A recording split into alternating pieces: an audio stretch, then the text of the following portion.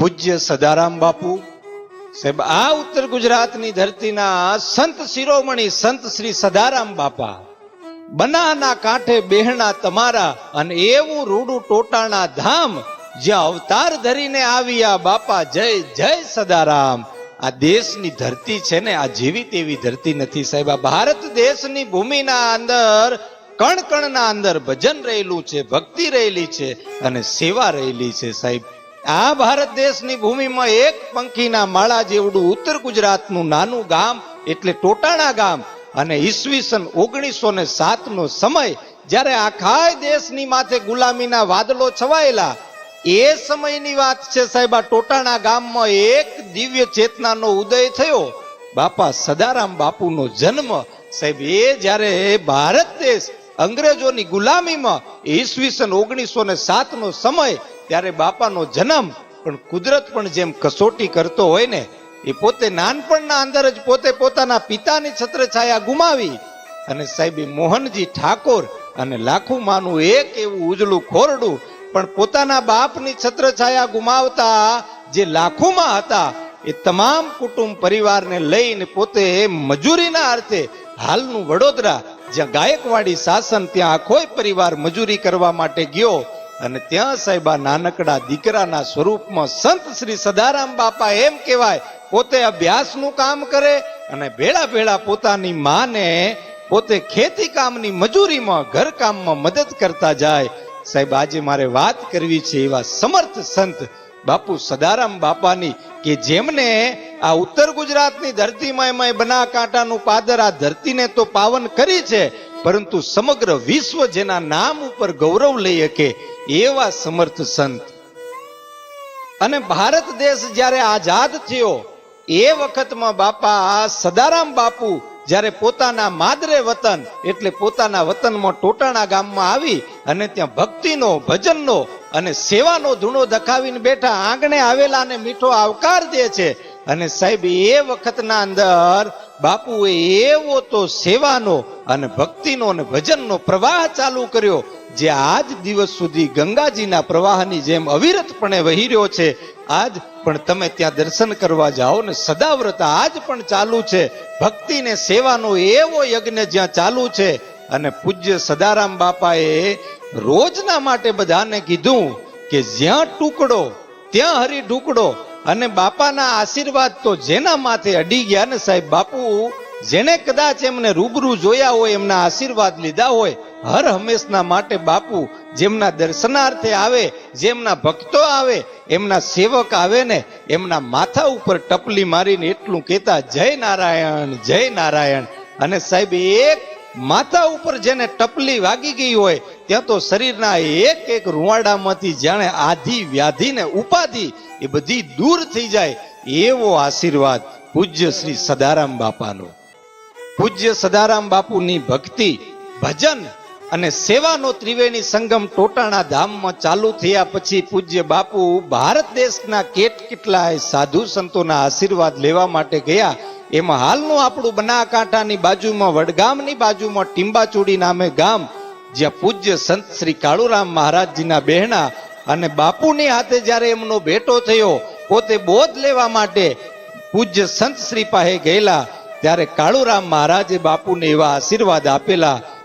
આ ધરતીના અંદર કેટલાય સંતો જન્મ્યા છે પણ પૂજ્ય સદારામ બાપુ તમે તો આ ધરતીના માથે તમારું અવતરણ થયું, તમે અવતારી પુરુષ છો અને જીવતા જીવતા તમારા મંદિર બંધાય અને તમારી પૂજા થશે એ આશીર્વાદ લઈ પૂજ્ય બાપુ ફરી પાછા ટોટાણા ગામમાં આવી જય નારાયણ જય નારાયણ અને રામના નામનું ભજન જેને પકડી લીધું છે. અરે પૂજ્ય બાપુના પરચા તો અપરંપાર છે. ક્યારેક ક્યારેક બાપુને ભજનના બે વાયક આવી જાય. આજ પણ તમે ઉત્તર ગુજરાતની ધરતીમાં કોઈને પણ આવીને કાનો કાન વાત તમે કરી દો ને સાહેબ આજ પણ એના કેટલાય દાખલા પોતાની આંખે જોયેલા દાખલા કે બાપુને ક્યારેક બબ્બે વાયક મળે ને બાપુ એક દિવસના હોય કે રાત્રિના ભજન હોય ક્યાંક સત્સંગની હાજરી હોય તો બાપુનું એક ખોળિયું અનેક જગ્યાએ દર્શન દીધેલાના દાખલા છે. અરે એક પ્રસંગ તો એવો છે કે બાપુ જ્યારે ખેતરમાં ભાગિયા તરીકે કામ કરતા એ ખેતરના માલિકે એમને પાણી વાળવા માટે મોકલ્યા અને રાત્રિનો સમય થયો ને ક્યાંક ભજનનું વાયક મળ્યું. પૂજ્ય બાપા તો ભજનમાં નીકળી ગયા અને એ ભજનના શબ્દો ખેતરના માલિકના કાને અથડાતા એ ખેતરના માલિકને એમ થયું કે મેં તો કામ કરવા માટે મોકલ્યો છે અને આ ક્યાં ભજનના અંદર ભજન ગાવા માટે બેહી ગયા. ત્યારે સાહેબ એ ખેતરનો માલિક ખેતરમાં જઈને જોવે ને તો ત્યાં પૂજ્ય સદારામ બાપુ પાણી વાળી ખેતરનું કામ કરતા જોવા મળ્યા. અને એનો એ જ માણસ જે ખેતરનો માલિક પાછો એના ગામમાં જ્યાં ભજન ચાલુ ત્યાં આવીને જોવે તો પૂજ્ય સદારામ બાપુના હાથમાં એક તારો રહી ગયેલો અને રામના નામનું ભજન કરે.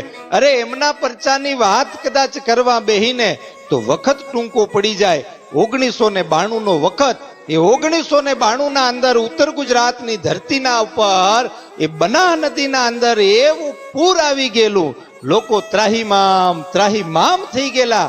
અને એ સમયના અંદર આજુબાજુના કેટલાય ગામના એક આગેવાનો અને કેટલાય ગામના લોકો બધાએ ભેળા થઈ એ ટોટાણા ગામના અંદર પૂજ્ય બાપુના પાસે આવી એમના પગે લાગી પૂજ્ય બાપુને એટલું કીધું કે બાપુ હવે જીવવાનો કોઈ આરો નથી, આ બનાહ નદી ગાંડી તૂર બની ગઈ છે અને કદાચ જો આમનામ પાણી આવ્યું તો કેટલાય ગામ છે ને એ ડૂબી જાહે, બાપુ તમે કાંઈક કરો.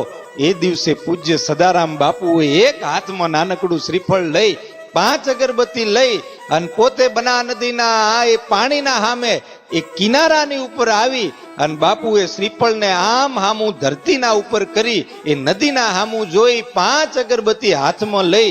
આ ભારતના સંતની તાકાત શું હોય સાહેબ? સંત ના હોત સંસાર મેં તો જલી જાત ये ब्रह्मांड, એ જ્ઞાન કેરી લહર સે वो तो ઠારત ઠામો ઠામ.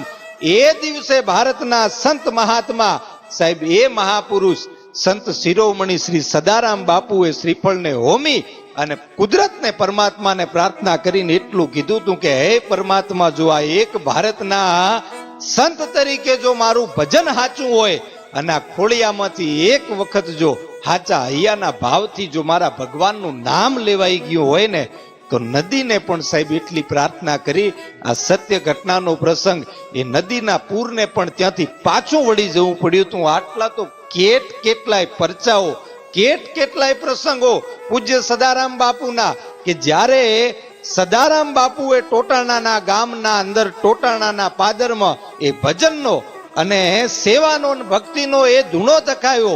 દેશના કેટલાય મહાનુભાવો એ જગ્યા ઉપર અવારનવાર દર્શન કરવા માટે આવતા. હાલના આપણા માનનીય વડાપ્રધાન સાહેબ શ્રી નરેન્દ્રભાઈ મોદી એ સમય ગુજરાતના મુખ્યમંત્રી એવો પણ અવારનવાર પૂજ્ય સદારામ બાપાના દર્શન કરવા માટે આવતા. સાહેબ રાહુલભાઈ ગાંધી હોય તોય ભલે, આનંદીબેન પટેલ હોય તોય ભલે, યોગી આદિત્યનાથ પણ એ પોતે પૂજ્ય સદારામ બાપુના દર્શનાર્થે આવેલા. શંકરભાઈ ચૌધરી હોય તોય ભલે, ચંદનજી ઠાકોર હોય તોય ભલે, જગદીશભાઈ ઠાકોર હોય તોય ભલે, કેટલાના ઉપર પંજા ઉપર જ્યારે બાપુના પડી ગયા ને એ દિવસે સાહેબ કેટલાના કલ્યાણ થઈ ગયેલા.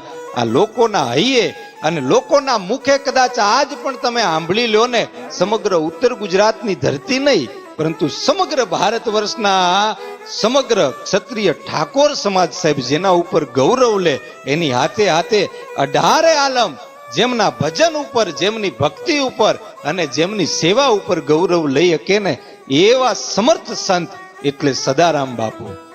અને આપણી ગુજરાત સરકારે, રાજ્ય સરકારે અનેક પુરસ્કારો એ બાપુને અર્પણ કરેલા. સાહેબ આજ પણ તમે એ ધરતીના અંદર પગ મૂકી દો ને, ટોટાણાના પાદરમાં, ટોટાણાના ધામમાં પગ મૂકો તો આજ પણ તમને એમ લાગે કે હજુ પણ પૂજ્ય સદારામ બાપુની ચેતના અહીંયા હયાત છે. સમાજમાં ફેલાયેલી બદીઓને દૂર કરવા માટે પૂજ્ય બાપુ ગામો ગામ ભજન અને સત્સંગમાં જતા. અને સાહેબ ગૌરવની હાથે હું કહી શકું કે બાપુના એક વચનને ખાतिर, બાપુના એક વેણને ખાतिर કેટલાય લોકોએ પોતાના કેટલાય વ્યસનો તજી અને સારો માર્ગ અપનાવી લીધો સાહેબ.